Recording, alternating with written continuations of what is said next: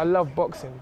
You know, once I found boxing, you know, especially from the environment that I grew up, for us, we feel that there's only a few ways out. Grew up originally, I was born in Brixton. All my life was spent in Dockenham Hill Estate, Dulwich. You know, when you say Dulwich, people think of Margaret Thatcher and that great part of Dulwich, you know, West Dulwich and that, but there is an environment in Dulwich which it ain't good. For us, we feel that there's only a few ways out, and that's sport, usually a sport, you know, or being a drug dealer or a criminal. 100% of all my friends I grew up with their mum, single mothers. And I was the only one in the block that grew up with my dad. And as a young child, I was waking up in the middle of the night and seeing my dad, you know, over a desk, black coffee, studying. Always see my dad studying and working. And who would have thought years later I'd become my dad? You know, and that's it. You know, I study all through the night. That's why I look at my dad as my hero, as my king. 2:45 a.m, get up when I don't want to get up. By 3 a.m, I'm in the lift, singing songs to get the vibe up, the vibration up, and we go for the run. You know, run around the dock, the bridge, come back from the run, sometimes have a nap, have my fruit, straight to studying. You know, and I study the system. Everyone knows the system that I created.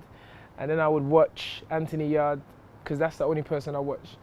I watch Anthony Yard, and even in his victories, I'm looking for things we can improve on. Then I would go down to my cousin's famous restaurant, 805, Nigerian restaurant, have a lunch, a soup or something like that. And on days like this, get a haircut from our barbershop, Stamina for hair, and then straight in the gym. And it's work, work, work. And then come home from work, have my dinner, and then work again. And it's literally, for me, 18, 19 hours a day. Everyone knows me, I would say, for Anthony. The fact that me and Anthony came from nothing. We went all the way to the elite level of the school. And what that young man has been through, I had to be what I'd always been for him, for a mentor, a father figure. The world famous 805 restaurant. I've got 3 brothers. They've all got kind of like English traditional names. And he gave me Tunde Ajayi. Tunde Ajayi. So I think my dad wanted to make a statement that this is my son, and I don't want him to forget the roots, the culture. Yeah, I'm proud of my name. You know, me and my cousin, we sat down about 18 months ago now. You know, he used to cut my hair in the back garden. And then my cousin Eddie came up with this ingenious idea to convert ambulances. Eddie's like an ambulance. Yeah. Convert an ambulance into a mobile barbershop. And again, it's great for our community because a lot of single mothers, you know, they can't really, you know, just workload. So now we can actually drive to their homes. My cousin will say, when we was growing up, there was a lot of people talking, but nothing never happened. Or they would make money, leave the area, never to be seen again. And so that was like our heroes leaving us, you know. And I always said, I remember I used to be in the barbershop and saying, watch, when things happen for me, I'm coming back and I'm giving back to my own community. And that's what Black History Month is Black History Day, month, day, week, month, and year. Every year we have to give back, and that is, for me, if anything, that's what Black History Month is supposed to signify. Make sure. Remember, we're making this thing go back. You know, when you start getting a certain age, the hairline starts going back. So what I've done, I've refused to cut it in lockdown, so my real hairline can come back. A lot of people think that I bought my hair down Peckham. That I bought my hair down Peckham. I'm like, bruv, this is my hair. Like, the thing is weave. Weave on. So this is my actual. So Ed, bruv, even if it hasn't grown, you know what I'm talking about, innit? Please. This is how horny I am. With my hair. I mean, look at Anthony Yard. You know, this guy came from the same environment as you know, and now, you know, he's doing well. You know, he works hard, and Anthony always tries to, you know, signify that and tell people that this wasn't given to him.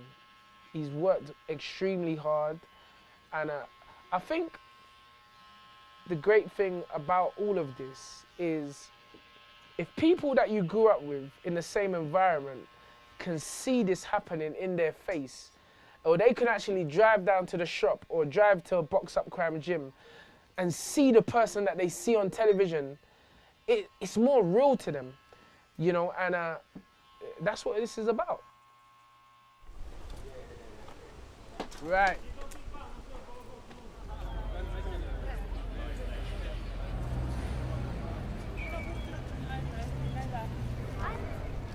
Anyway, I've always been known as a fighter from school, but the boxing thing was weird really, because, you know, I just walked into a club very near where I was living in Tottenham Hale at the time, called the Champions Gym. Started training there, and then they said, you know, have an unlicensed fight. So I was like, cool. I'm from the road anyway. I don't mind. And you're telling me that I'm gonna get £500 for it as well. So I was like, yeah. So I had an unlicensed fight, Epping Forest Country Club. Never forget it. And I knocked the guy out in 1 round. I knocked out his teeth, and then they called me the dentist. So I was like, bro, this is easy. I'm getting paid to knock man's teeth out. Check him! It's so funny because even when I was fighting as a professional, I was training people. One guy heard that I was doing that. His name was Junior McDonald. Junior got through to the ABA final, and he lost against Tony Bellew. That's a name I think people can remember. So I was like, cool, yeah, you know, I trained this kid. So I was like, I must be good at this. I won't say who it was or what training it was. But you gotta remember, I'm a black guy from the roads, the streets of South London, and a black trainer said to me, Tunde, let me tell you something about this game of boxing. We train them, and then other people take them. That's how it is for black trainers. And you imagine telling someone that who's got all this high ambition, but again, I thank God for my dad. Because my dad put that thing in me, like, don't put no obstacles in your way. Tunde is the most driven trainer I've ever met. We're literally like an uncle and a nephew. The goals he sets himself, and his dedication and consistency and discipline is the best I've ever seen or heard of. So that motivates me. And always boils down to this: he's got a heart of gold. From what me and Anthony have done in boxing, we've done it as black men. And that's the message, really. The message for me is never gonna be, don't put a barrier up because you're black, you can't do this because you're black. It's always hard for us, because that's what our parents tell us. Put your heart, mind, body, and soul into things. Nothing can stop you. Seeing as this is Black History Month, that don't put no barriers in front of you.